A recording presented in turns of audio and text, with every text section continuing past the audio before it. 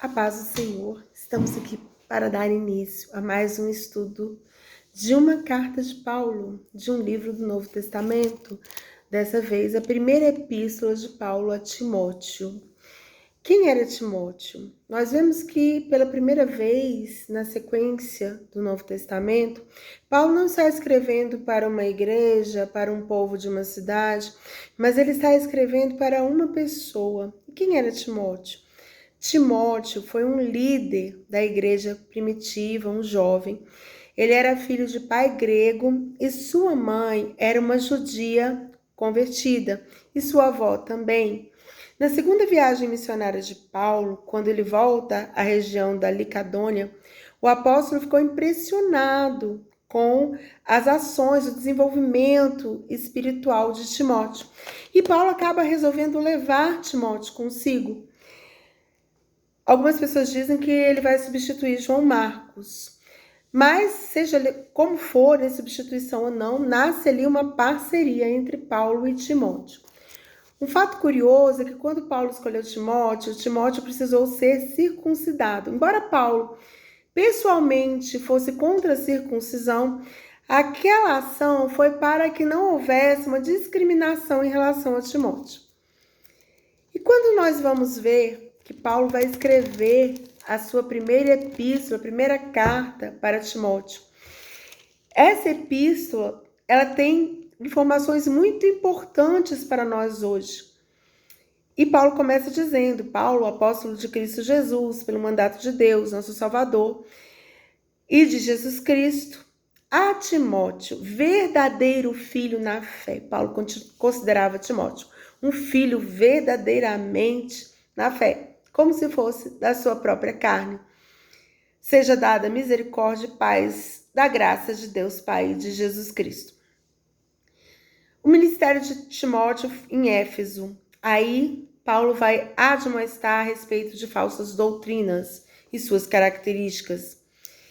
Quando eu estava de viagem, assim diz Paulo no capítulo 1, versículo 3, rumo à Macedônia, te roguei permanecesse ainda em Éfeso, para admoestares a certas pessoas, a fim de que não ensinem outra doutrina.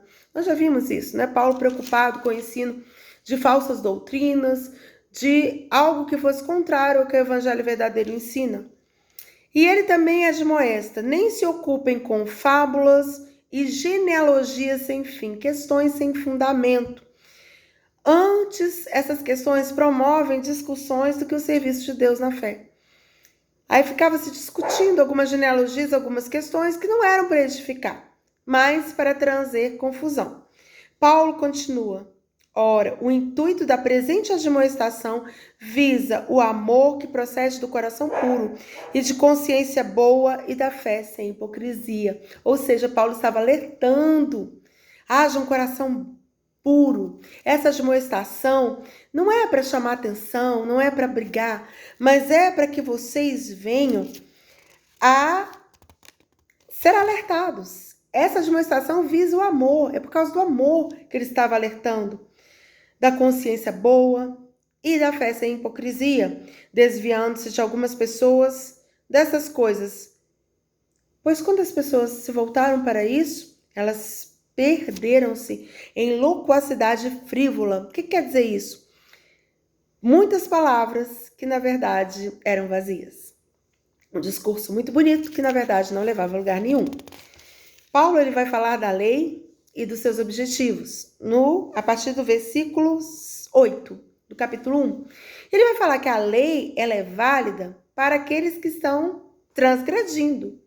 Ele vai falar no versículo 9, tendo em vista que não se promulga a lei para quem é justo, mas para transgressores, rebeldes, adúlteros, irresponsáveis, irreverentes, pecadores, homicidas, matricidas, impuros, sodomitas, raptores de homens, mentirosos, perjuros e todos aqueles que estão, na verdade, se opondo à sã doutrina. Para isso vale a lei.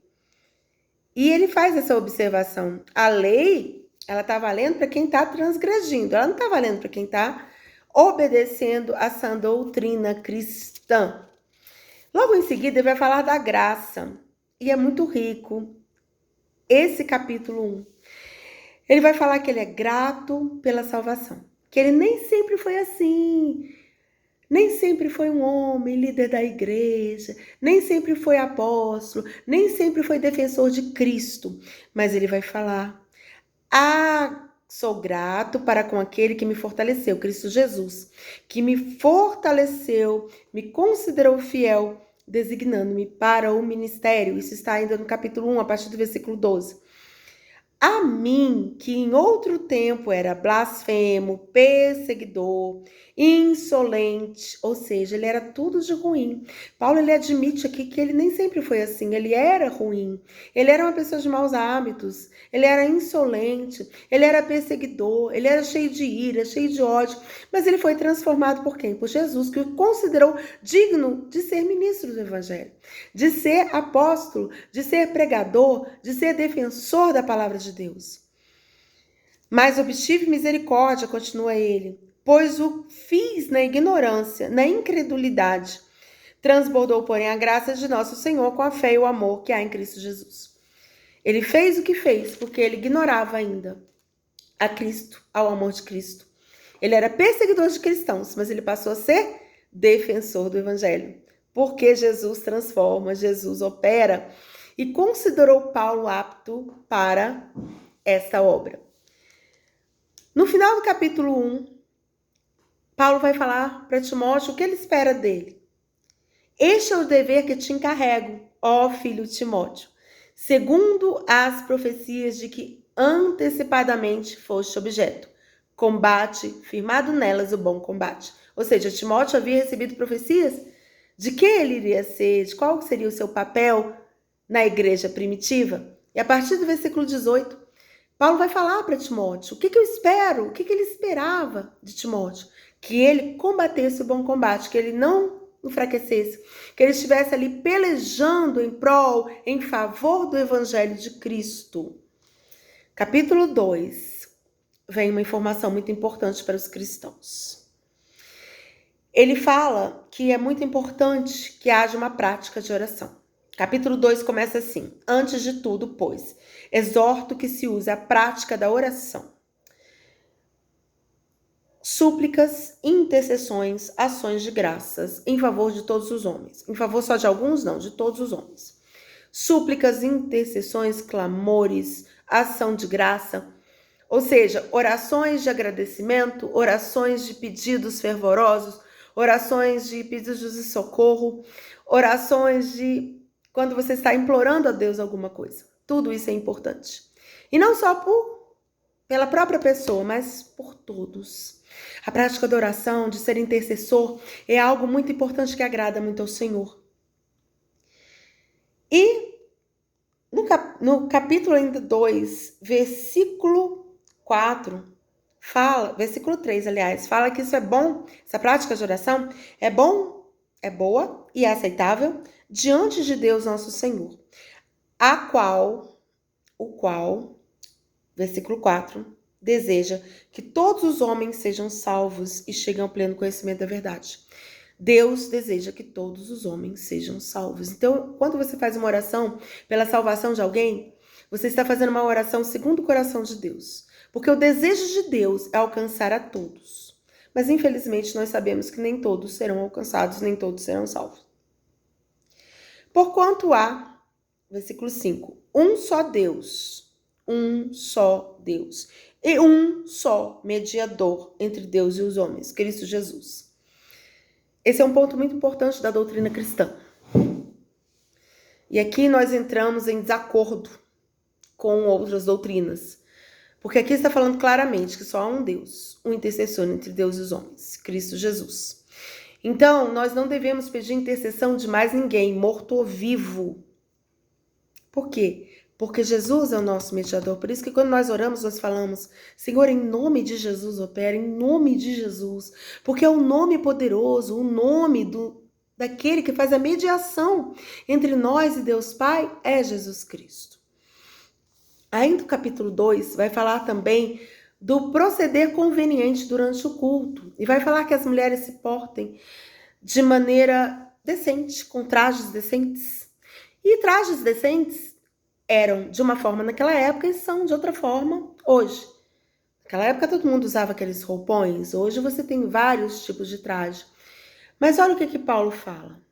Se ataviem com modéstia e bom senso. Então as pessoas têm que ter bom senso. Existem igrejas que determinam que a pessoa não pode fazer absolutamente nada, que o traje tem que ser daquela forma. Mas aqui Paulo está clamando ao bom senso. O bom senso, ele não é exagerado. E o que é a modéstia? É a simplicidade.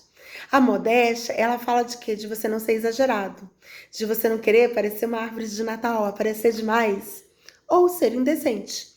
Que, logicamente, é uma coisa condenável dentro da igreja, entre as mulheres que são verdadeiramente cristãs. Amém? Paulo vai falar no capítulo 3, nós vamos encerrar por aqui, senão o estudo fica muito longo. Vamos encerrar essa primeira parte. Paulo vai falar do capítulo 3 sobre as qualificações dos bispos e dos diáconos. Sejam os bispos irrepreensíveis, maridos de uma só mulher.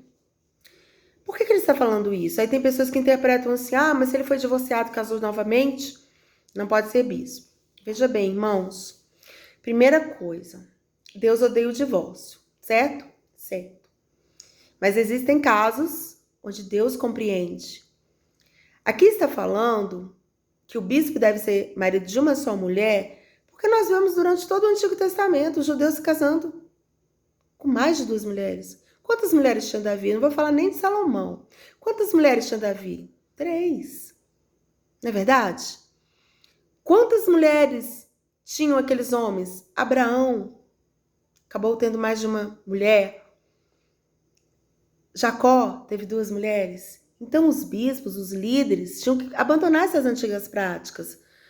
Porque Jesus, ele veio para pregar o quê? Que nós voltássemos para o plano original de Deus. O plano original de Deus era o quê? Ele fez Adão e fez uma companheira idônea para Adão, Eva, não fez outra. Então nós temos que voltar ao plano original, a origem do que Deus formou. E ele está aqui admoestando, os bispos, os líderes, sejam maridos de uma só mulher.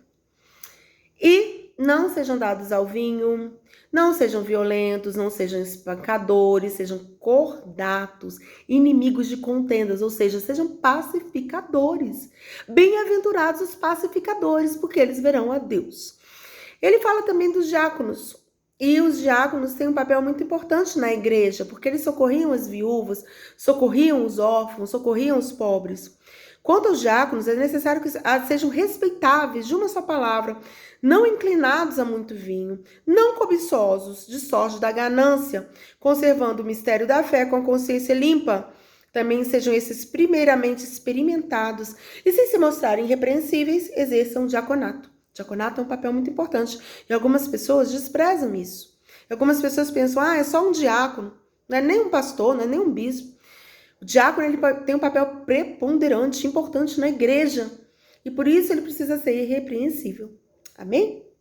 Paulo dá vários direcionamentos, várias direções e tem muitos princípios importantes nessa primeira epístola. Vamos relembrar? Há um só Deus, um só intercessão entre Deus e os homens. Paulo, ele era de uma natureza péssima, mas Jesus o transformou. Teve misericórdia na vida de Paulo. Paulo vai falar da oração, que é muito importante. A oração com súplicas, com ações de graças. E Paulo vai falar para Timóteo, combate o bom combate. Amém? Ficou longo ainda, mas ainda vamos ter a segunda parte desse estudo da primeira epístola de Paulo a Timóteo. Amém. Glória a Deus. Seja abençoado. Não esqueça de curtir, de estar compartilhando o nosso estudo. Amém?